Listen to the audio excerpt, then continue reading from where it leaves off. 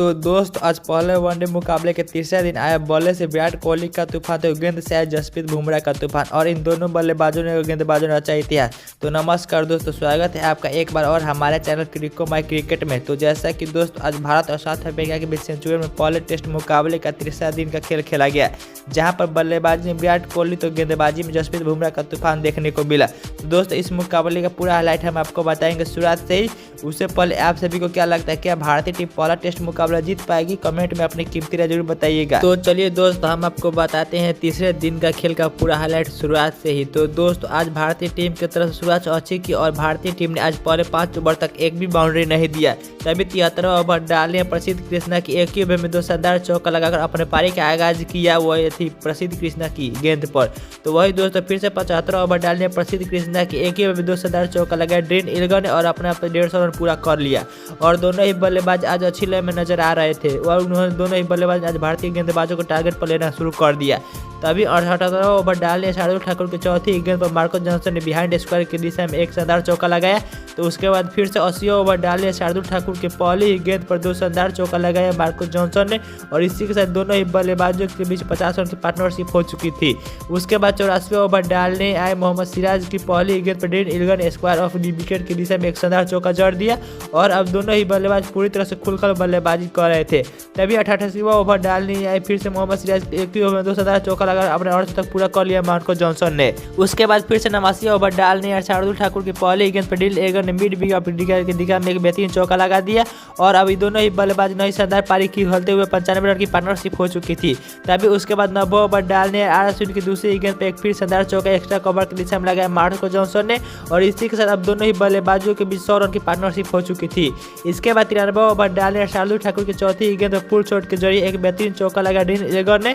तभी उसके बाद फिर से 95 ओवर डालने और शार्दुल ठाकुर की अपनी 5वीं गेंद पर ड्रेन इल्गर को आज अच्छे लय में नजर आ रहे थे। उन्हें विकेट कीपर के राहुल का तो कैच आउट का पॉइंट भेजा और अपनी टीम को सफलता दिलाई और भारतीय टीम को अच्छी सफलता मिल गई। ड्रेन इल्गर इस मुकाबले में 287 गेंदों में 185 रन की शानदार पारी खेले। इसके बाद नए बल्लेबाज के रूप में गिलराज कोटरेज बल्लेबाजी करने आए और उन्होंने आते ही अपना खाता चौके से खोला और यह चौका इनका 96 ओवर डालने आर अश्विन की 5वीं गेंद पर लगाया। उसके बाद 297 ओवर डालने शार्दुल ठाकुर की पहली गेंद चौका, दूसरी गेंद छक्का और फिर से छठी गेंद पर एक बेहतरीन चौका लगाया मार्को जॉनसन ने और इसी ओवर में कुल 14 रन बनाए मार्को जॉनसन ने और बहुत ही तेजी से रन बनाए इस ओवर में।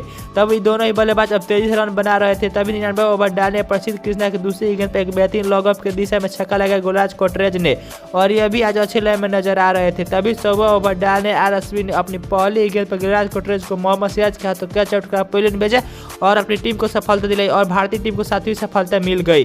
गिलराज कोटरेज इस मुकाबले में 8 गेंदों में 19 रन की पारी खेले। इसके बाद नए बल्लेबाज के रूप में कागिसो रबाडा बल्लेबाजी करने आए और अब पहला सेशन समाप्त हो चुका था। तब साउथ अफ्रीका की टीम 147 रन की लीड ले चुकी थी और उसके बाद साउथ अफ्रीका के 5 विकेट भी अभी मौजूद थे। तो उसके बाद अब 221 पर मौजूद थे मार्को जॉनसन और कागिसो रबाडा बल्लेबाजी कर रहे थे। तो वही दोस्तों दूसरे सेशन में एक बार फिर से कागिसो रबाडा और मार्को जॉनसन बल्लेबाजी करने। तभी 101 ओवर डालने आज जसप्रीत बुमराह ने अपनी तीसरी गेंद पर कागिसो रबाडा को क्लीन बोल्ड कर पॉइंट भेजा और अपनी टीम को सफलता दिलाई और भारतीय टीम को 7वीं सफलता मिल गई। कागिसो रबाडा इस मुकाबले में 9 गेंदों में 1 रन की पारी खेले। इसके बाद नए बल्लेबाज के रूप में नंडरे बर्गर बल्लेबाजी करने आए। तभी 101 ओवर डालने प्रसिद्ध कृष्णा की पहली गेंद पर मार्को जॉनसन ने फाइन लेग की दिशा में एक शानदार चौका लगा दिया। तभी उसके बाद फिर से 102 ओवर डालने जसप्रीत बुमराह की 5वीं गेंद पर मिड ऑफ की दिशा में एक शानदार चौका लगाया फिर से मार्को जॉनसन ने ही। तभी फिर से 109 ओवर डालने जसप्रीत बुमराह ने अपनी चौथी गेंद पर नंडरे बर्गर को क्लीन बोल्ड कर पॉइंट भेजा और अपनी टीम को 9वीं सफलता दिलाई।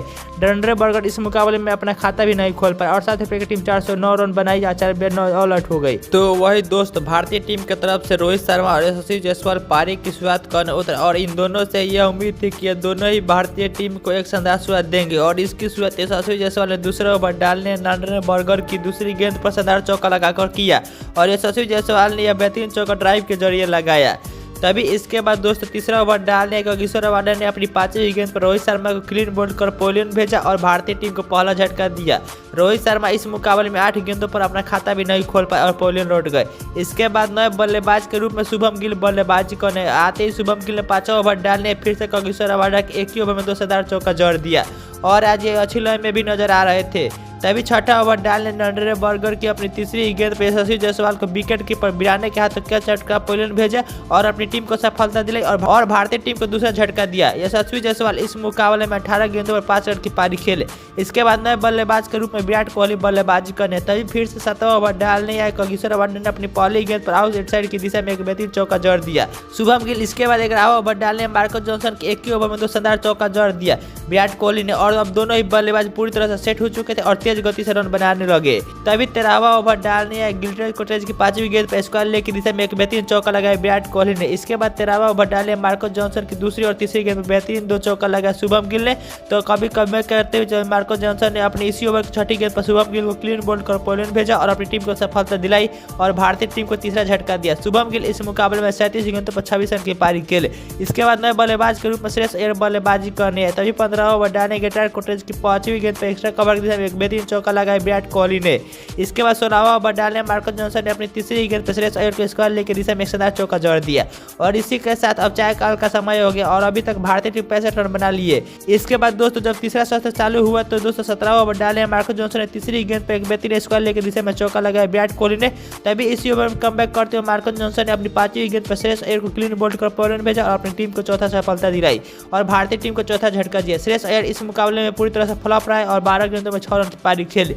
इसके बाद नए बल्लेबाज के रूप में के राहुल बल्लेबाजी करने आए। 19वां ओवर डालने गिलक्रिस्ट कोट्रेज की तीसरी गेंद पर स्क्वायर ऑफ द विकेट की दिशा में एक शानदार छक्का देखने को मिला विराट कोहली के बल्ले से और विराट कोहली पूरी तरह से सेट हो चुके थे। तभी 20वां ओवर डालने मार्कस जॉनसन की 5वीं गेंद पर के राहुल ने कवर पॉइंट की दिशा में एक शानदार चौका जड़कर अपना खाता चौका से खोला।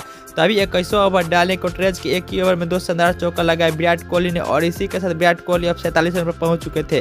तभी 26वां ओवर डालने नरेंद्र बर्गर ने अपनी 5वीं गेंद पर के राहुल को एडम मार्करम के हाथों कैच आउट कर पोलैंड भेजा और अपनी टीम को सफलता दिलाई और भारतीय टीम को 5वां झटका दिया। के राहुल इस मुकाबले में 24 गेंदों में 4 रन की पारी खेले। इसके बाद नए बल्लेबाज के रूप में रविचंद्र अश्विन बल्लेबाजी करने लेकिन फिर इसी ओवर की छठी गेंद पर नरेंद्र बर्गर ने रविचंद्र अश्विन को के हाथों कैच आउट कर पोलैंड भेजा और अपनी टीम को सफलता दिलाई और भारतीय टीम को छठा झटका दिया। रविचंद्र अश्विन इस मुकाबले में अपना खाता भी नहीं खोल पाए। इसके बाद नए बल्लेबाज के रूप में शार्दुल ठाकुर बल्लेबाजी करने आए। तभी 28वां ओवर डाले नरेंद्र बर्गर की तीसरी गेंद में विराट कोहली ने मॉडर्न की शानदार चौका लगाकर अपना अर्धशतक पूरा कर लिया और इसके बाद 29वां ओवर डालने कगिसोर रबाडा ने अपनी तीसरी गेंद पर शार्दुल ठाकुर को बर्मिंघम के हाथों कैच आउट कर पोलैंड भेजा और अपनी टीम को सफलता दिलाई और भारतीय टीम को 7वां झटका दिया। शार्दुल ठाकुर इस मुकाबले में 8 गेंदों में 2 रन की पारी खेले। इसके बाद नए बल्लेबाज के रूप में जसप्रीत बुमराह बल्लेबाजी करने आए। तभी 30वां ओवर डालने नरेंद्र बर्गर की तीसरी गेंद में विराट कोहली ने स्क्वायर लेग की दिशा में एक शानदार चौका जड़ दिया और आज विराट कोहली अच्छी लय में नजर आ रहे थे। तभी 31वां ओवर डालने मार्कस जॉनसन की दूसरी गेंद पर 2 रन लेने के चक्कर में जसप्रीत बुमराह रन आउट हो गए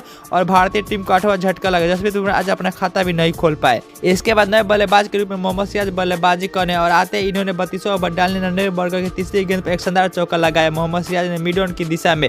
तभी कमबैक करते नरेंद्र बर्गर ने अपनी 5वीं गेंद पर मोहम्मद सिराज को विकेट कीपर बिराने के हाथों कैच आउट कर पोलैंड भेजा और अपनी टीम को सफलता दिलाई और भारतीय टीम को 9वां झटका दिया और अब भारतीय टीम के पास आखिरी उम्मीद के तौर पर प्रसिद्ध कृष्णा बल्लेबाजी करने आए। तभी 34वां ओवर डालने नरेंद्र बर्गर की एक ही ओवर में 2 शानदार चौका लगाया विराट कोहली ने। तभी 35वां ओवर डालने मार्कस जॉनसन ने अपनी पहली ही गेंद में विराट कोहली को रबाडा के हाथों कैच आउट कर पोलैंड भेजा और भारतीय टीम को ऑल आउट कर दिया। विराट कोहली इस मुकाबले में 82 गेंदों में 76 रन की पारी खेले और अब भारतीय टीम इस मुकाबले को 1 इनिंग और 32 रन से हार गई है।